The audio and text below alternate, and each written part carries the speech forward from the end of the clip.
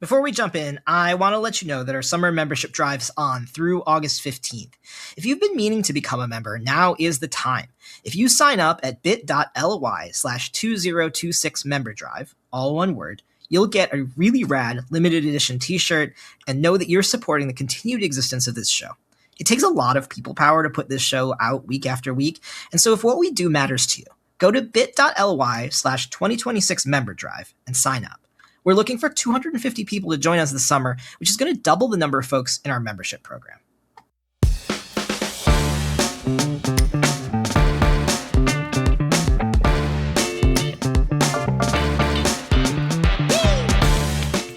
Welcome to Block and Build, a podcast from Convergence Magazine. I'm your host and the publisher of Convergence, Caden Mock. On this show, we're building a roadmap for the movement that's working to block the impacts of rising authoritarianism while building the strength and resilience of the broad front that we need to win. This week on the show, I'm going to be exploring how we can utilize storytelling, culture, and audiences to build an effective base for a multiracial democracy. This is the core of a new report from the RadComms Network and Rising Majority entitled Rising Narratives for Radical Futures, Talking Across Difference for a Multiracial Democracy. Today, I talk with Shanelle Matthews and Yewande Addie, two of the strategists and researchers who are behind the report, and discuss how their research can help our movements communicate better with different parts of that base. But first, these headlines. This weekend saw the first stage of the DHS deportation crackdown on the Haitian community in Ohio, primarily concentrated in the town of Springfield, which lost their temporary protected status as the result of a Supreme Court ruling in late June. You may recall the way they've already been heavily harassed and scapegoated by the Trump administration starting during the 2024 election cycle, as they amplified the racist lies that originated in far-right neo-Nazi groups both in the region and online. Instead of the randomized car stops and home invasions that ICE was loudly carrying out at the beginning of this year, they instead demanded that many of the TPS Haitian population report to their office in Blue Ash, Ohio, which is a suburb of Cincinnati that's over an hour from Springfield. They were there equipped with 24/7 ankle monitor surveillance. Despite this humiliating and degrading demand on a community that even the Republican governor of Ohio has repeatedly stated is an asset and not a threat, the community remains optimistic and supported. Hundreds of supporters from across the region rallied and lined the street outside of the DHS office on Sunday morning to hold a vigil and peacefully demonstrate their support, as well as their disagreement with the actions of ICE and DHS. The ankle monitors are purposefully degrading and humiliating. As one Haitian community leader put it, they feel that this treatment is an attempt to bring back the memory of slavery. There are some rays of hope here. Community response was massive across lots of demographics, including plenty of local faith leaders like we saw in Minneapolis this winter. And of course, as we've noted previously on the show, a quieter, quote, better behaved ICE isn't necessarily less dangerous in the short term, but it does show signs that they feel pressure to shift how they operate as our movements work towards complete abolition of the 23-year-old organization. Speaking of Minnesota's run-in with DHS this winter, you might recall that a number of peaceful protesters, as well as the journalists Don Lemon and Georgia Fort, were arrested during a demonstration at a church in St. Paul back in January. Discontent from inside the court system suggests that the administration may have overplayed its hand in the situation. While the 40 activists facing charges have yet to see the dismissal of any of those charges, both judges and members of the defense seem to be shaking their heads at how badly the prosecution, which is the tip of Trump's anti-leftist crackdown spear, are repeatedly and cartoonishly botching their already flimsy case. Prosecutors for the U.S. Attorney's Office offered plea deals to 29 of those 40 defendants in an attempt to claim an easy win and back out of this growing debacle. But so far, none of them are biting. While we don't suggest that anyone struggling in the movement against ICE and DHS depend on the law as their primary defense against this regime, just look at the cases in Prairie Land, Texas, it is clear that the feds really don't have their act completely together when it comes to prosecuting protest. Nor do they have the blanket consent from all parts of the legal system to do so. Finally, we're paying attention to an interesting fight that's quietly affecting the United Auto Workers Union, or UAW, over the genocide in Gaza. Shawn Fain, who's the current president of the union, is claiming that he's being targeted for condemning Israel's actions in Gaza amidst the UAW's upcoming election. Fain is favored to win his re-election campaign, but is facing pressure from the union's federal monitor, Neil Barofsky, who comes from a white-collar firm that was put in place to help oversee the union's finances and uproot corruption. Barofsky previously took issue with Fain's condemnation of the genocide in Gaza, while other members say Barofsky had crossed a line in personal criticisms of Fain's speech. Meanwhile, Fain pointed out that the UAW has always stood up against injustice across the world, whether it's criticizing fascism during World War II or organizing against apartheid in South Africa. The UAW election is going to proceed later this month, so we'll see what effect Borowski's criticisms have had on union members' votes.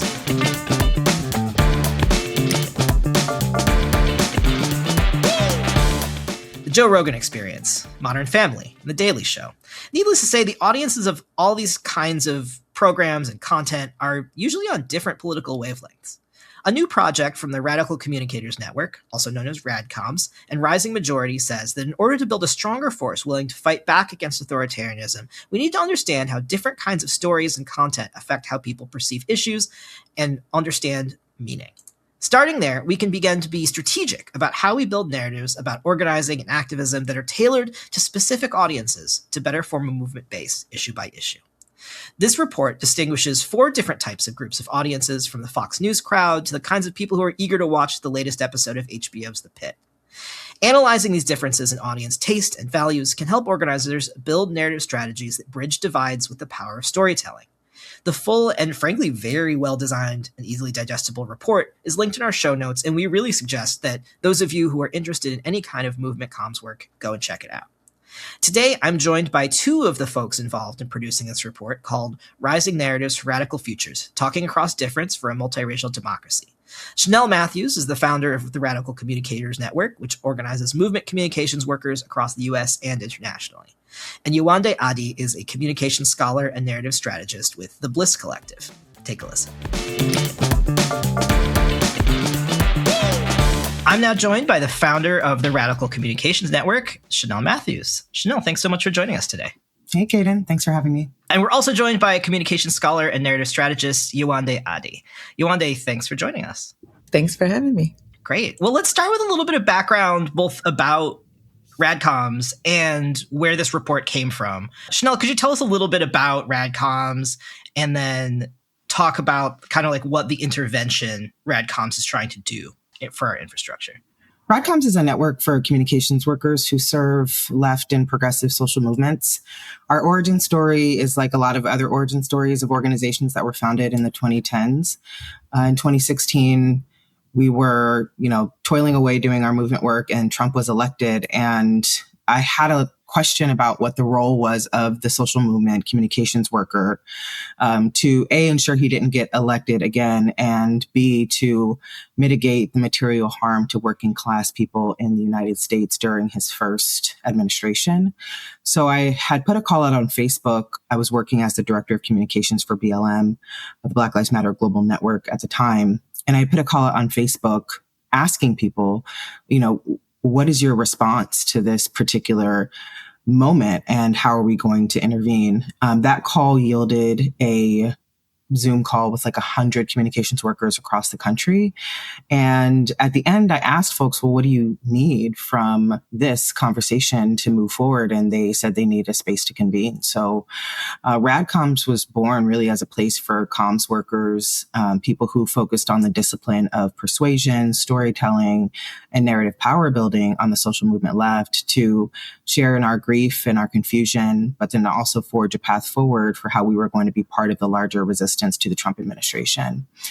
Over the course of 10 years, we grew to about 5,000 people globally. We have members in every U.S. state and more than 50 countries. We speak more than 45 languages.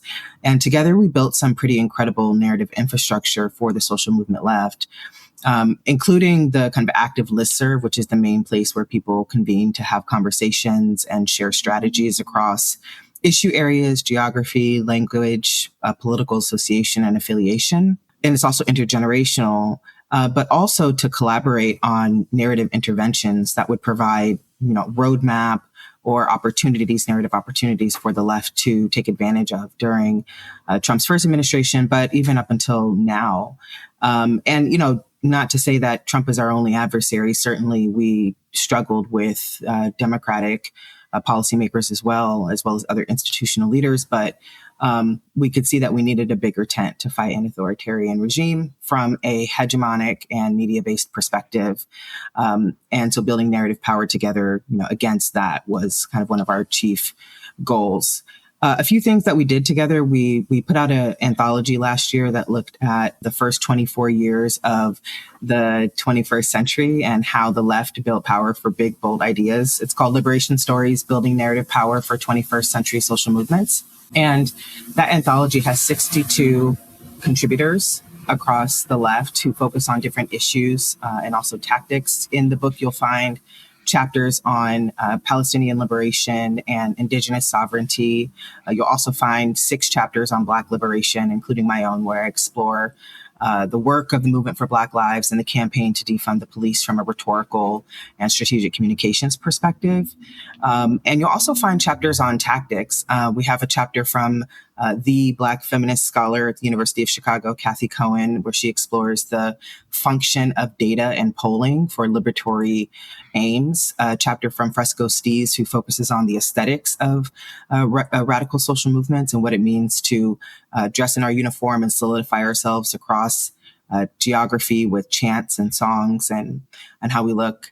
And yeah, we think that the book is really just an opportunity to assess how the left did what we did for the first 24 years of this century, to identify our successes so that we could feel reified and affirmed in our wins, but then also identify where we needed to grow. And I think that this report, Rising Narratives for Radical Futures, which was organized by the Radical Communicators Network in service of the rising majority, which I know we'll talk about, was one of those course corrections, because we realized in doing the anthology and also just from our examination of our work that we were widening the circle of concern around issues relative to working class people, but we were not widening the circle of belonging. And our rhetoric in particular was abstract and unclear and not materially grounded. And so this report really serves to fix for that. Yeah, that's actually a great segue, because I really, really want to talk about this thing that y'all write about in the report. Let's talk a little bit about the report first. Okay, I was getting excited. So Rising Narratives for a Radical Future was developed with the rising majority, which I think a lot of our listeners know vaguely what rising majority is. Probably a lot of our listeners are rising majority members. But as a sort of larger formation bringing together various organizations on the social movement left, how did this collaboration come to be? And what was the nature of kind of both developing the sort of content and the sort of vision, and then how y'all connected that vision to a strategic intervention and how people think about communicating about that vision? Yeah, it's such a good question, Kaden, because this is the kind of infrastructure I believe would strengthen the left more broadly if we had more opportunities, more resources, more funding, more meaningful collaboration. So the Rising Majority was formed in 2017 by the Movement for Black Lives, United We Dream, and the Working Families Party as a multiracial coalition to serve the social movement left, and has been operating as such ever since. And as the former director of communications for M4BL, I was a party to some of what was happening in terms of the architecture of this coalition.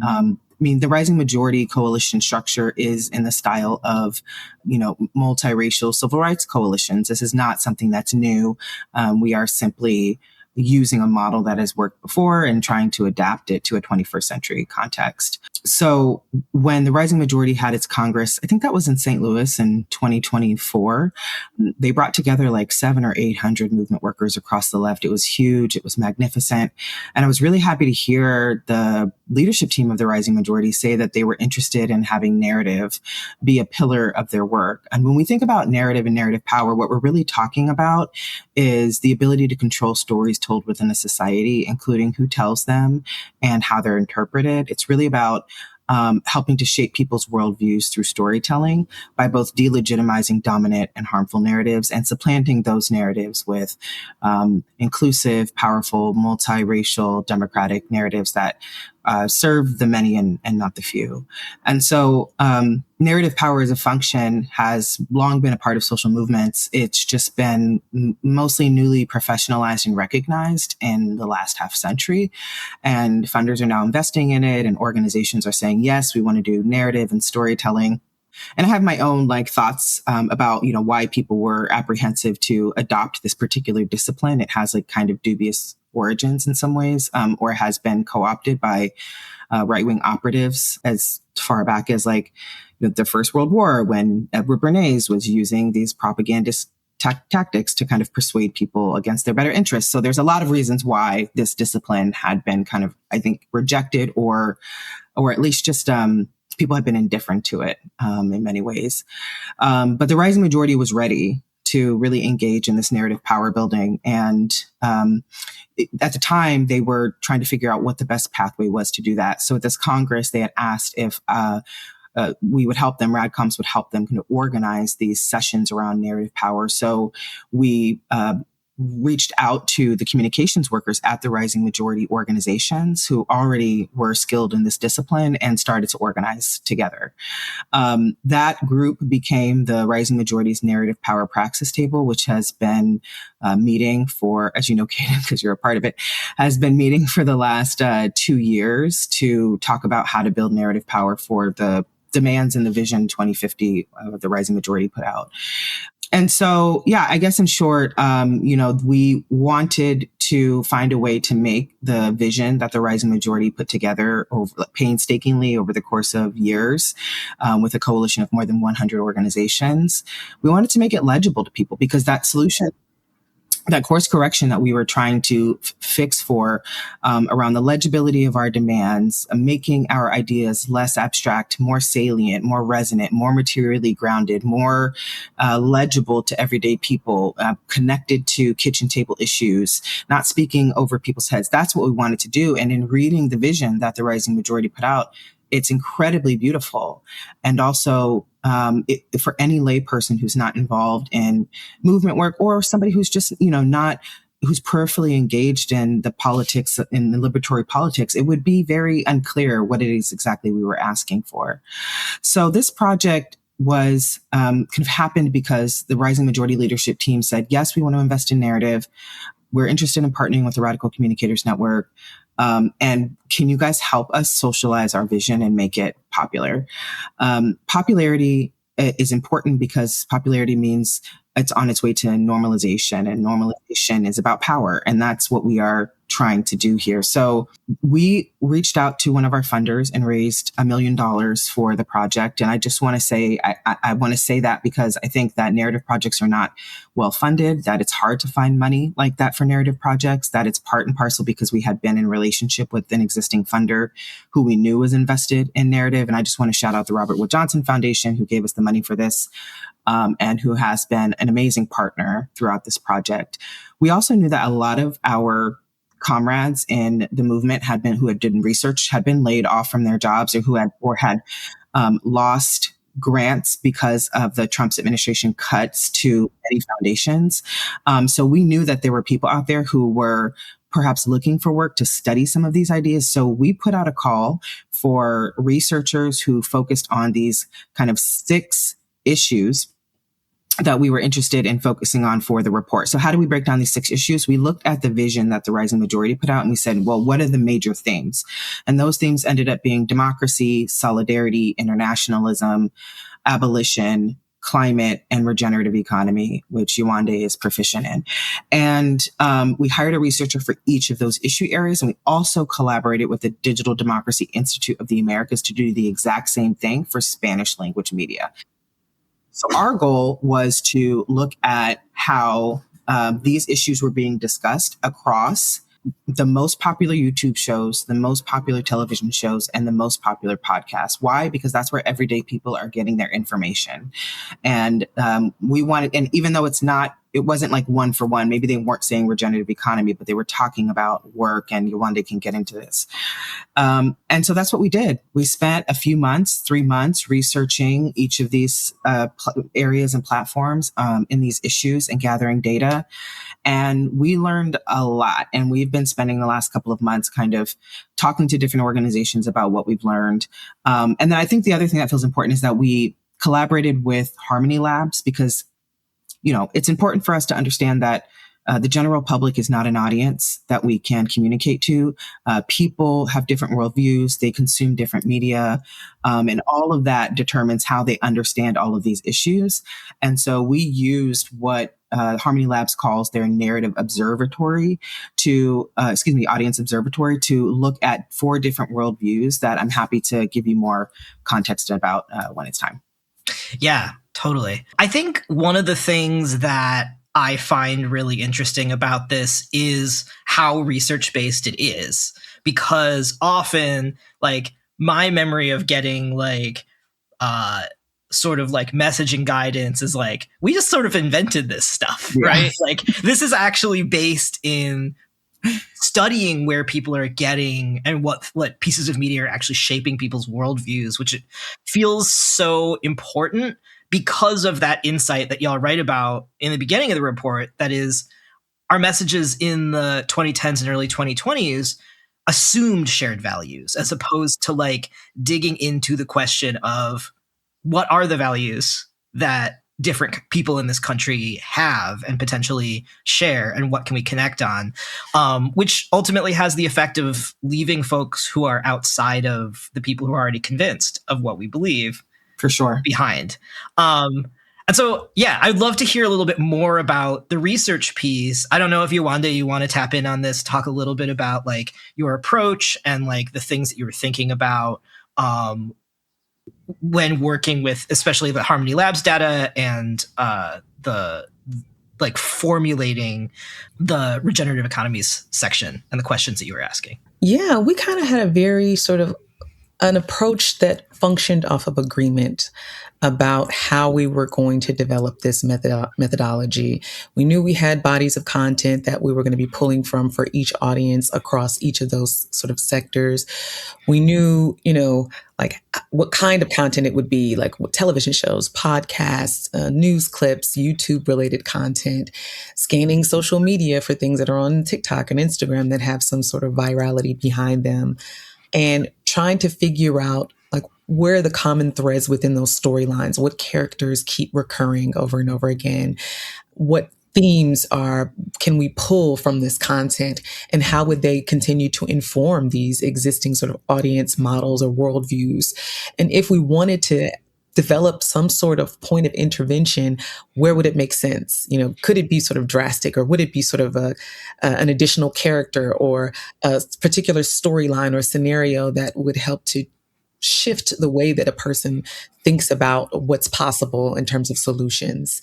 And so very much so building off of the RadComm ideology of a culture change approach, one that doesn't sort of focus as much on the messaging, because I find that messaging is more so about like arbitrating an argument, like this is why you should believe in this, as opposed to thinking about it from the perspective of like, people are not moved by that, but they are constantly consuming content on a regular basis. And just the nature of our worlds, we're always on our phones, we're always on devices, we're always talking about and thinking about stories. So we're already always swimming in narrative environments. And so what can we do to infiltrate those environments in a way to shift people's beliefs toward a more regenerative economy, which is the context of the body of research that I focused on. Amazing.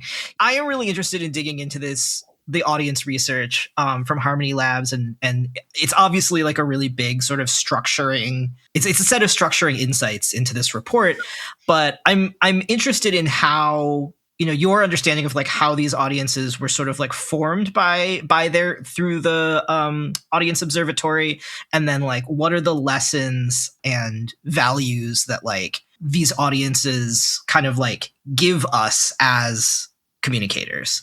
Actually, let's just break down what the 4 audiences are and what their kind of characteristics are. And yeah, I'm very interested in kind of the difference between this approach versus a more sort of like traditional political science, like demographic approach. Yeah, I can say a little bit. And then Yewande, it'd be great if you could talk about how like the economy narrative showed up for each of them. Yeah, I just want to like, double tap on what you were talking about earlier, Kaden, in terms of the research part. There's like good reason why people are skeptical of research. A lot of research-based organizations who serve social movements have their own agendas, and oftentimes the questions that they're asking like aren't necessarily rooted in what the organizations want to learn, the movements want to learn, rather rooted in what they need. And like there are there are just so few, I think, research organizations that people trust. And so we're trying to work with, movement researchers who share values to create these type of interventions. And I think that we have to there is different types of knowledge, right? Like when we think about experiential knowledge, movement workers have a lot of that. If you're on the ground organizing with people, if you're talking to people on the doors, then you're hearing from people directly what they need and what they want. And that data is equally important as this data that we're talking about. So there's not one right way to do it. But we thought that looking at cultural content would help us understand, because some things that we learned before we even started this, and I'll get to the audiences, is that Media Matters put out this report last year that illustrated that the right is out organizing the left in narrative infrastructure 5-1. What does that mean? It means that they're building more YouTube channels, more social media content, investing in influencers. They're in the film industry and books and education. And we are just simply not there. And, part of that is because of the lack of funding in narrative infrastructure. But I think sometimes the other part is a lack of imagination about what is possible and what we can do. And I think we've been getting, further away from the press release and more invested in cultural commentary. But the other thing is that the right is basically telling people that these spaces that they're existing in are non-political. And that is attractive to people because what we've learned is that people are not interested in joining organizations. So the ask for people has to be much smaller than committing their time to investing to an organization, maybe perhaps a union, because that's relative to their job. Sure. But anyway, so it just matters how we approach people today, especially considering the people closest to us in the first audience, people power or the base. They're burnt out. They're exhausted. You'll recognize this particular group. They really represent the progressive left. They're ready to often be activated for change. But in this current moment, when they're dealing with the strategy of the Trump administration, quote unquote, flooding the zone, they're overwhelmed. They're exhausted. We are being reactionary to their reactionary politics. And also, not to mention, so much funding has been withdrawn because funders are really backsliding on some of their most radical commitments, because that tends to be what happens in a reactionary political era, because people are afraid. So the base is the first group. They value collectivism and creativity. They're really interested in naming the target, naming the ruling class, naming the corporate bosses, naming the captured institutions as the specific architects of this rigged system. And you hear us talk a lot about rigged systems because the system being rigged is the one kind of idea that was a through line among all of the audiences. Political systems being rigged, economic systems being rigged. And so that is a narrative opportunity for us in terms of speaking to all the audiences. In terms of the base, it's really important to focus on collective wins. When we're feeling overwhelmed by the kind of scale of this problem that we're working to solve, we have to share stories of movement victories. We have to show how collective action leads to tangible community gains like safety and like care. And then we have to go beyond critiquing institutions and really framing solutions around worker consciousness, around collective sovereignty, and moving the narrative from we are being hurt by them to we have the power to rebuild. And by rebuild, we mean just politics is cyclical. We are in this reactionary political era characterized by a desire for more hierarchy, regression on progressive politics. So we have to be prepared for when we're in that progressive political era and we can build more. So that's audience number one.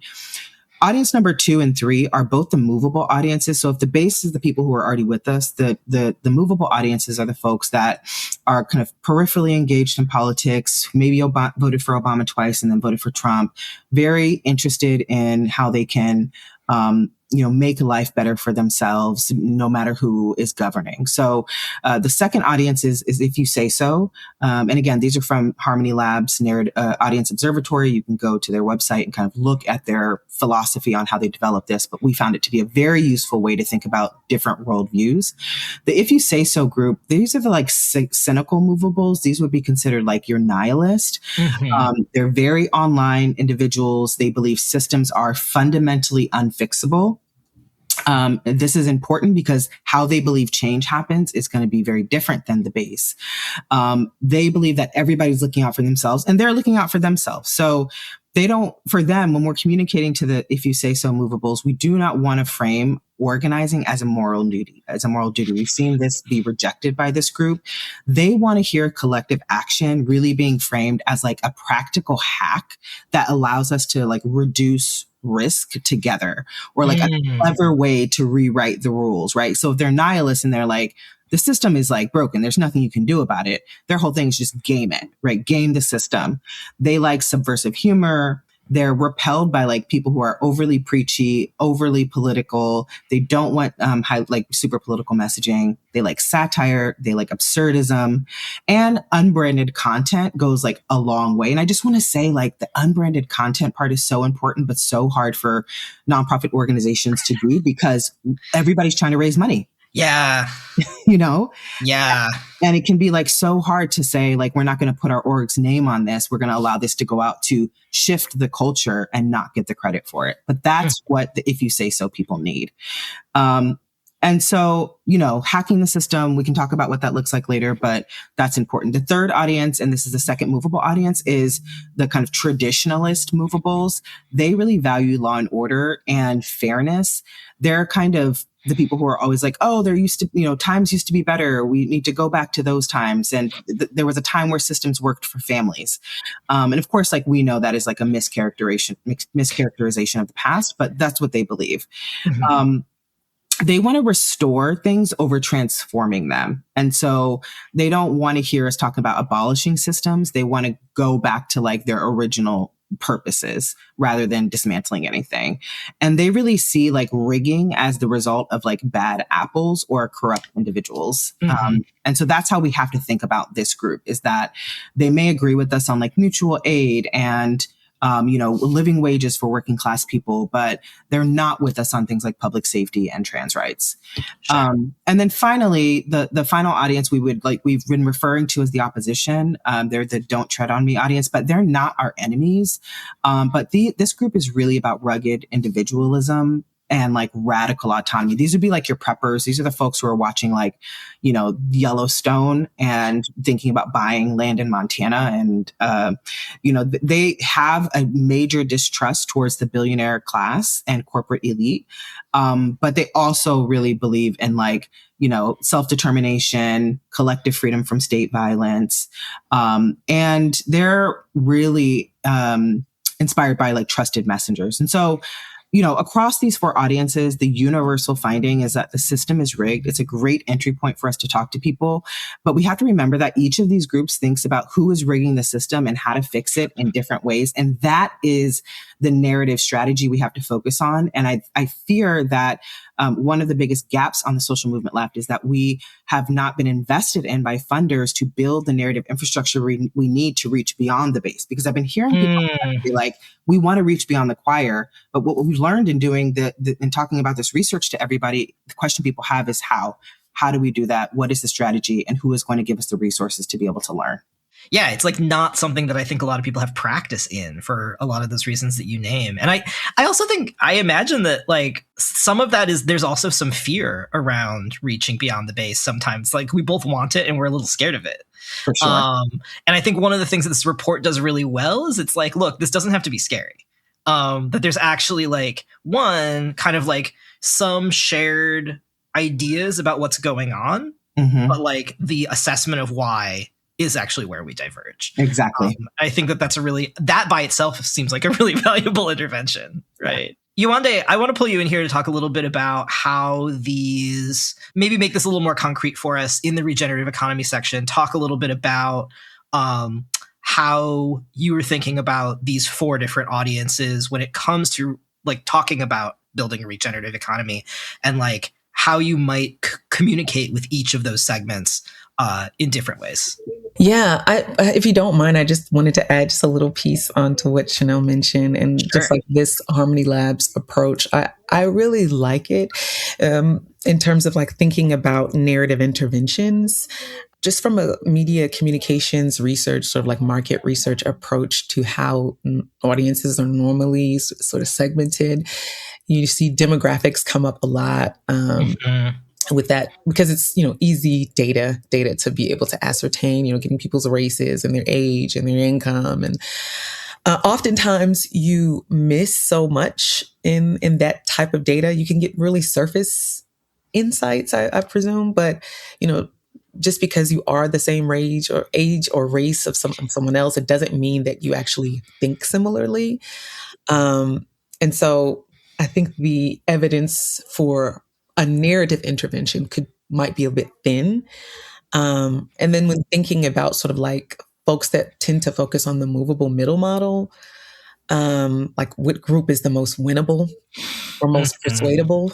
I think it's a useful strategy, and it's one that's applied in the narrative observatory context because there are two movable audiences that are identified within that four audience model. But when you focus squarely on movable middles, you're often looking at sort of like a single axis issue or a single axis approach. Whereas with the values, it's like these are the stories that folks are engaged in. And like, this is what we could potentially tweak. I think that you have more context for developing narrative interventions and story-based interventions when you use a values-based approach, because you can actually think about what groups feel like is possible to imagine. And you can include both, your base, your opposition, and not just folks that are at the center. I know with Bliss, we use sort of the choir base building approach of like targeting the silent sidelines. So folks that are already on board in terms of beliefs, they hold progressive beliefs, but those beliefs are not moving them to action. And so they tend to be sort of just sitting and waiting and watching and agreeing, but not actually doing things that would support in the ways that the choir would. And so there's value in all of these different approaches, but I think I really gained a deeper appreciation for the Harmony Labs or values-based approach when thinking about this particular type of research. And then sort of also thinking about what Shanelle mentioned in terms of like the opposition or don't tread on me group not being the enemy. I think that's really valuable, because that's why we've reached sort of this political impasse that we're at now, where we feel like we can't talk to one another. There's no hope for engaging people who have voted for Trump or who have held values that they now have shifted on and understand the sort of mistakes that they've made in the voting booth. We have to find a way to sort of move forward and repair that. And if we don't engage the don't tread on me folks, if we don't engage the opposition, then it doesn't leave us with much leverage to be able to do that. And what's come up also in conversation with this report is that there are folks that want to give some respite to the burnt out people power groups and offer an opportunity to engage the movable audiences, but then also to see what it's like to be in conversation with our opposition groups. Like, I think originally the thinking was that if you have resources, a finite amount of resources, that they would be better used on your movable middles, because you may not have the capacity to really put energy behind reaching the don't tread on me folks. But there are lots of attitudes changing for folks that I've engaged that have come across this research and in conversation with, our findings. So I hope that didn't deviate the conversation too much. No, I mean, it's a really interesting insight, because I think that one of the things that I've really appreciated also from a number of people who study sort of like competitive authoritarianism is that one of the ways that you struggle within that system is create sort of like useful polarization. And I think it's like the thinking about our opposition as the enemy is an unproductive polarization, right? It's like, if we buy into the game that's like there's a tension between those social movement left folks and then the like don't tread on me's, and assume that is like a static tug of war, that is polarization that doesn't serve us, and it doesn't like help us subvert the sort of hegemonic power structure.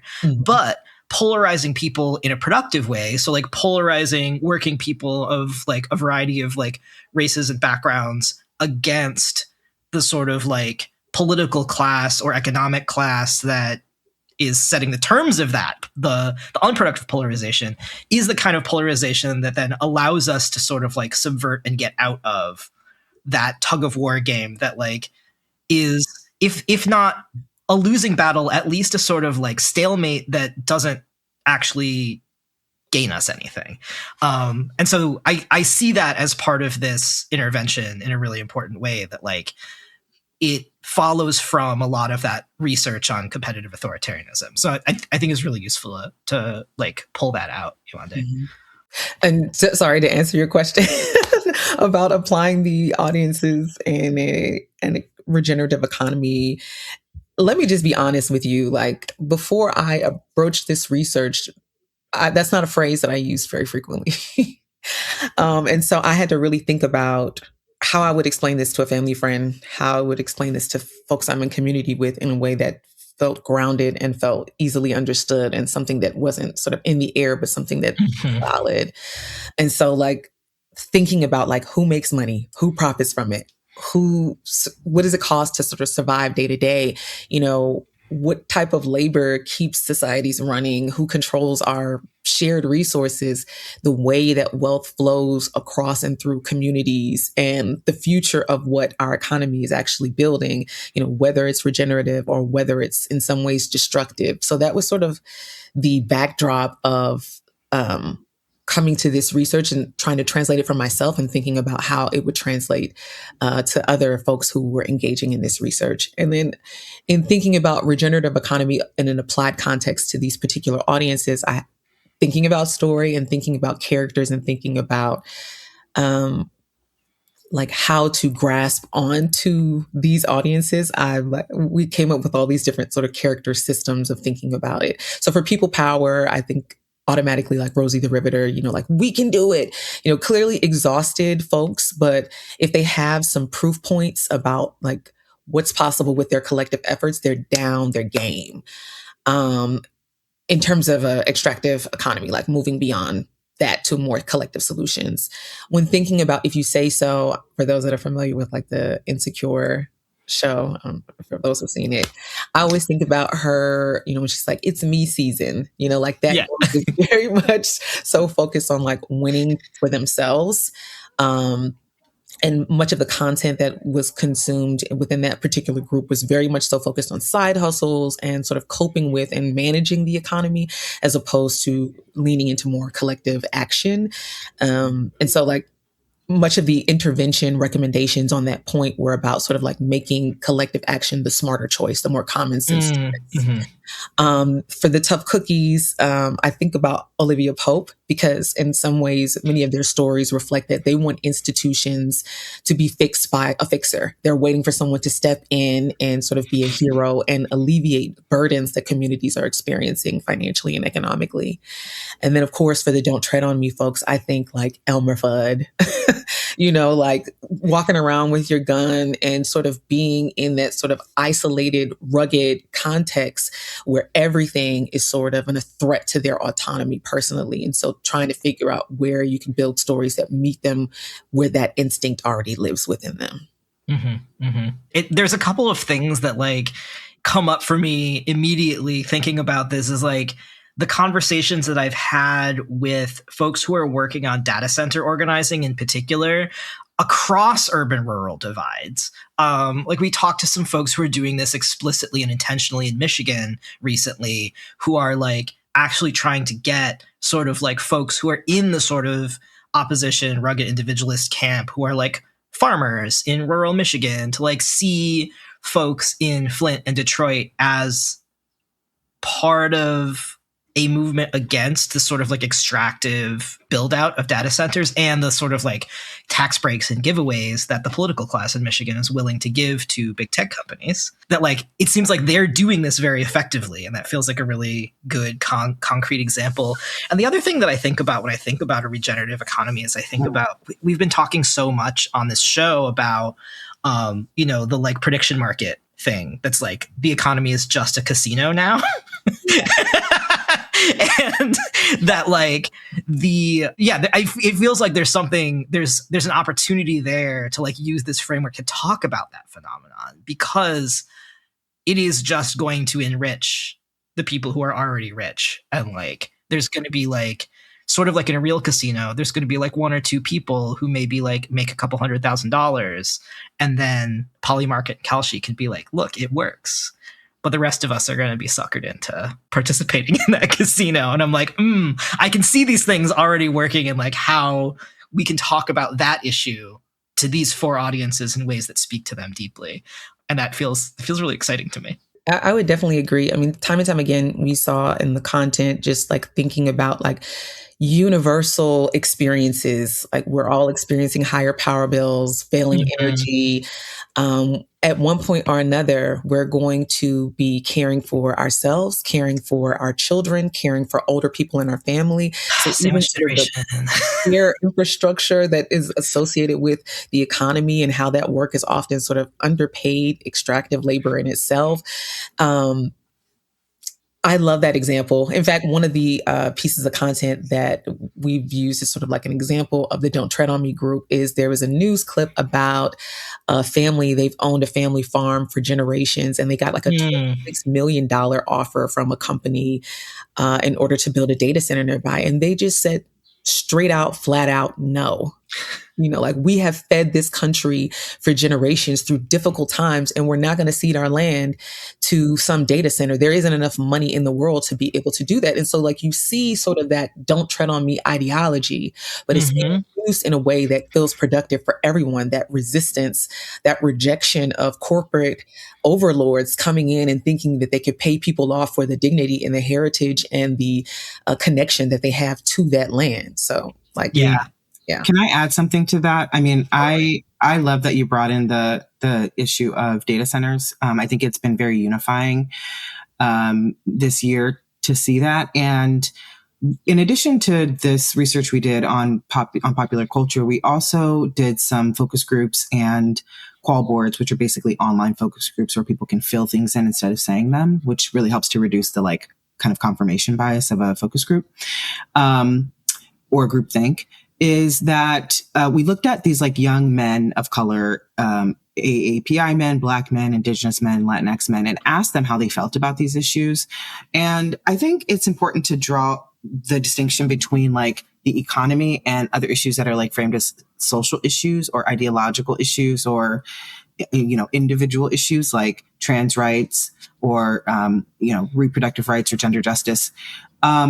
So like what we learned is that it's going to be really important for left movement workers to find a way to connect people's kitchen table issues to issues that are not seen as economic issues. The economy can be like a common denominator among all of us to unify against, but where we struggle and what we talked about earlier in terms of widening the circle of belonging in many ways means welcoming people into the big tent who are not yet aligned across all of our demands and issue areas. Right. And using the economic argument as a kind of lever to pull for broader organizing.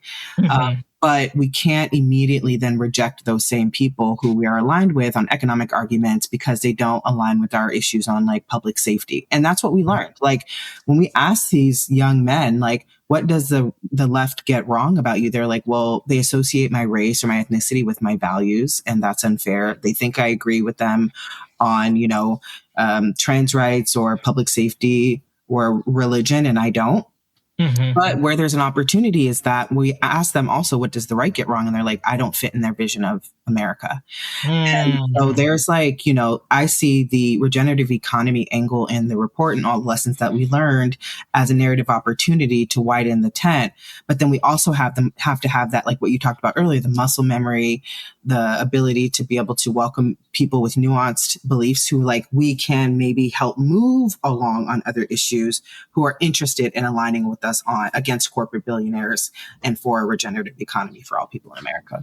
No, and that also makes me think about, I mean, speaking of liberation stories, the chapter that Ermelinda Cortez and Jess St. Louis wrote about the like North Carolina bathroom bill and like this relationship between some of these things that are like framed by our opposition and our actual enemies, not the like people who believe what they say, but the actual enemies as purely social kind of like divisive things, but that are actually about like defunding public education, which actually a lot of people are like, no, it's good that I can send my kids to school regardless of what their ideology is. And like being able to kind of like mobilize people around those ideas as opposed to focusing only on the frame that the right gives us is like such an important piece of this puzzle, it seems to me. And that like, I don't know, I just like really the writing that Jess has done specifically on like thinking through how we make trans rights a majoritarian position by making it clear how these things are related is like such a good example of like that exact thing. Yeah. Sure. And then even, I mean, like, gosh, I think about, I know you've said this before, Shanelle, just the idea that the left has been outmaneuvered and the subtle way that the right has been able to do it. I'm just like, damn, this is impressive. I mean, like even looking at Jim Bro content and trad wife content, it's like, it's so like toothless and apolitical, and it's completely not. And it becomes the vehicle to be able to discuss all of these very conservative viewpoints in very like gentle, like normal ways. Like, yeah. Yeah, which I think was like a like retort to how the left was trying to bring people in to the issues. Like for as long as I've been a movement worker, we've had very few cultural spaces where we are engaging with everyday folks as opposed to just like engaging with each other at conferences and in our political associations and affiliations, which it's great for people who are long-term organizers and for whom this is like a lifetime commitment. But for a lot of other people, as I mentioned, they're not interested in joining our organizations. We asked these young men, they were like, we don't want to do that. But like, we will show up for people in our local community who need us, whether or not they agree with our values. And that was really interesting, you know? And so I think one of the course corrections we definitely have to make is figuring out how we create more, both online and offline spaces that are places where people can have fun and talk about their hobbies, and inevitably issues that are considered quote unquote political will come up, and we will be able to build trust with people, because that is like first and foremost one of the most important things we have to do if we want people to organize with us. Like people typically are not moved by people that they do not trust. Yeah. Here we are like telling people they need to have a moral duty and obligation to these issues that we think are important, but they're not really thinking about every day in order to first be connected to them, as opposed to building relationships and trust and then talking about the issues when the time is right. When you say it that way, it feels so obvious. And also it can be hard to do, right? It's like not, I think for a lot of the structural reasons that you also have pointed out, it's like this does represent a shift in the way that we think about deploying the resources that we do have. And making it concrete for folks in a report like this, I think is really like an important step in that direction. Agreed. Yeah. We learned some really important things, like in terms of what also works across the groups. Yewande, I'd love to hear what you have to say. I think like we had mentioned, like the system being rigged is kind of universal common ground for everybody. 70% of Americans, regardless of their political worldview, believe that the system is rigged, ineffective, and failing most people in America. And like that's so stark. I mean, I think we can talk to people and feel that around us, you know, like watching the news or, you know, listening to our neighbors talk. People are really struggling to pay for gas and pay for rent and, you know, keep a job. And so things feel really unfair to people. Now, there's like some nuance there. How people think the system is rigged and how they think it gets fixed is obviously different. But the opportunity really is that there's this like shared crisis of legitimacy, which is like a massive entry point for movement workers. We need to start conversations by validating that that's how people feel, and then redirect that energy towards like systemic targets. Although for some of those audiences, systemic is not a word that we're going to want to use. Yeah, we can't say that necessarily. What we can do is like, and like the second thing that we really learned is like really identifying like the quote unquote heroes. And we're not talking about like any one, you know, magical person. We're talking about like the people who are working in our communities, the nurses, the teachers, you know, the sanitation workers, the folks who are like really really helping to build up our communities, but also some folks inside of their institutions who are making change. The stories of these people like increase demand for public accountability. They want better representation. And we're seeing some of that happen across the country now. And I happen to live in New York, where there are a lot of lessons for how to organize around working class people, which we're seeing Zohran Mamdani do. Like all of the kind of like digital ads and ideas he puts out, like really center working class New Yorkers. And that is a really smart frame. And then finally, I think like back to this like reframing collective action as like a practical hack. Like, what are we talking about here? We need to be talking about like materially grounded survival to people, right? Like the moral duty to support somebody that you don't know who lives across the country that you have nothing in common with. It doesn't resonate for a lot of our movable audiences. It's not that they don't have empathy for these groups, but they're so concerned about their own survival and their own material harm that we need to really make the case that collectively we can outsmart the incompetent status quo. That's what they want to hear. Validate their frustration, position our action as a tool for collective outsmarting of the ruling class, and really focusing on the outcomes that will, yes, serve everybody, but also the material benefits to everyday working class people in their communities is something that we have to talk about more. I would also add that I was sort of struck by how it has become so easy for storytellers and content creators to keep telling the same story, and that we're not actually seeding any solutions. We're sort of engaging folks on the experience of what it's like to have those challenges, have those barriers, but not move beyond them. And so there's certainly an opportunity from a narrative interventionist perspective of being like, well, what does it look like?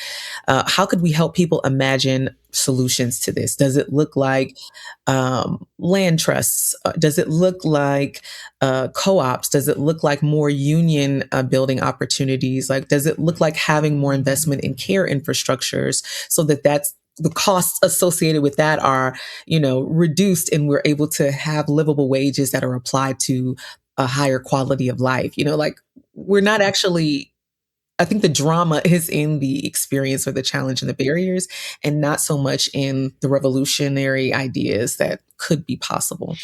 Well, as we move to close, one of the things I actually want to ask you all about is the format of this report. It is more like a digital zine than it is sort of like this like sort of stodgy white paper that's like, here are the things that we learned. It's very digestible. It's something that you can like flip through and refer to. And I have to imagine that was intentional.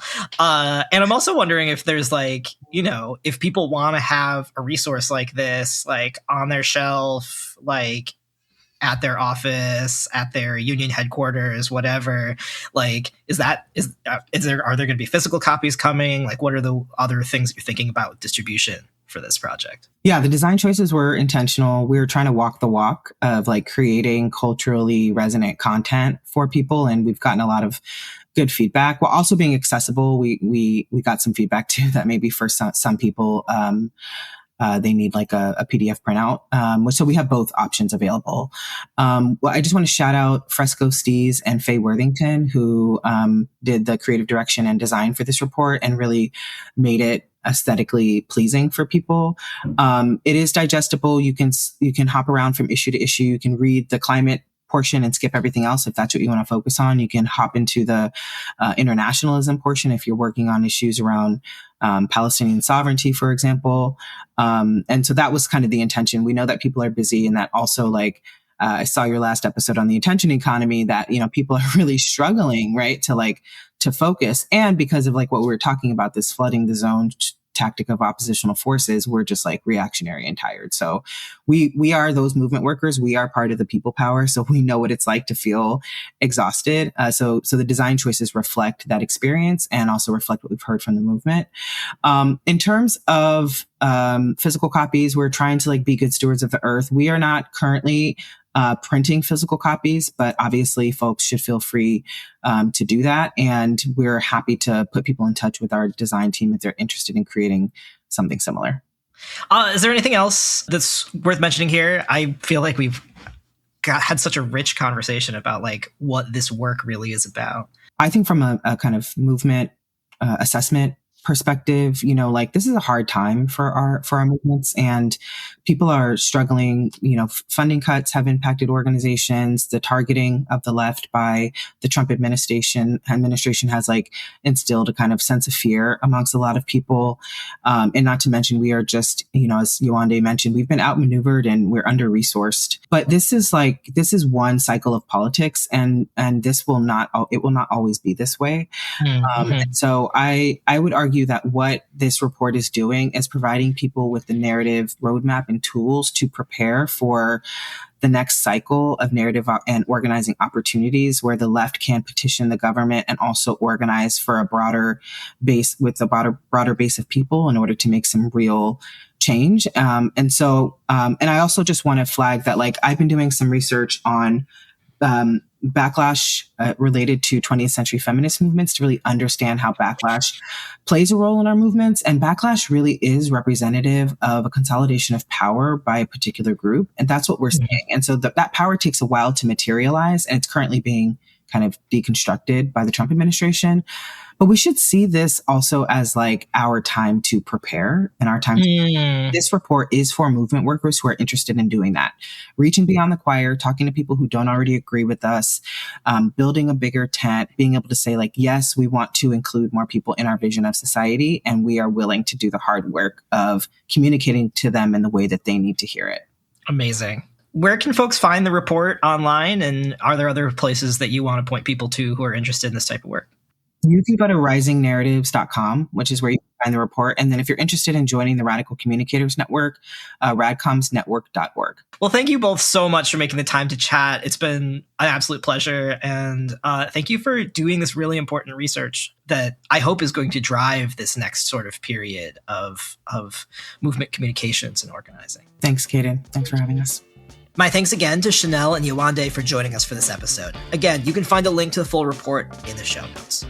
This show is published by Convergence, a magazine for radical insights. I'm Kaden Mock, and our producer is Josh Elstro. Kimmy David designed our cover art. Trey Nitza is our summer intern. Convergence Magazine is a proud founding member of the Movement Media Alliance. If you liked what you heard, please do let us know. Be sure to subscribe for more episodes, tell a friend, or rate and review the show wherever you listen. It helps us find new audiences, and it means a lot to our small team.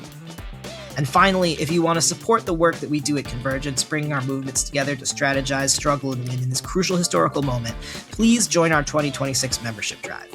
You can go to bit.ly/2026 member drive, all one word, to set up your membership and get some great perks too.